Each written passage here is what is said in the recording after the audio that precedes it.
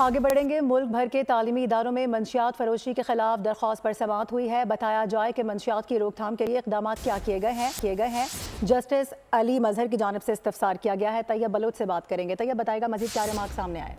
जी, supreme court में मुल्क भर के तलीमी इदारों में मंशियात फरोशी के खिलाफ दरखास्त पर समाअत कॉन्स्टिट्यूशन बेंच की सरबराही में 5 रुकनी बेंच ने की। दीवान समाअत जस्टिस मोहम्मद अली मजहर ने रिमार्क देते हुए कहा कि बताएं मंशियात की रोकथाम के लिए अब तक क्या इकदाम किए गए हैं। जस्टिस मुशर्रफ हिलाली का कहना था कि तलीमी इदारों में ANF की मुखबरी के निज़ाम के तहत जासूसी का निज़ाम कायम किया जाए।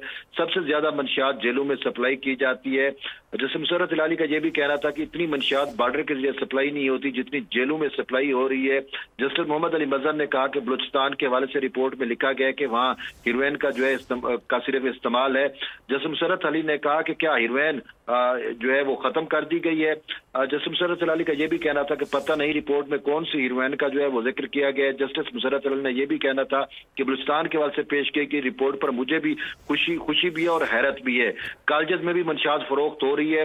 मंशियात में सबसे ज्यादा मुतासर सूबा खैबर पख्तूनख्वा है और लेकिन खैबर पख्तूनख्वा में जो है इस हवाले से मुकम्मल खामोशी है। अभी तक हमें खैबर पख्तूनख्वा हुकूमत की जानिब से कोई खातिर खा मंशियात की रोकथाम के लिए इकदाम जो है वो नजर नहीं आ रहे। जस्टिस जमाल खान मंदोखेल ने कहा कि असल मामला ही खैबर पख्तूनख्वा और बलूचिस्तान का है।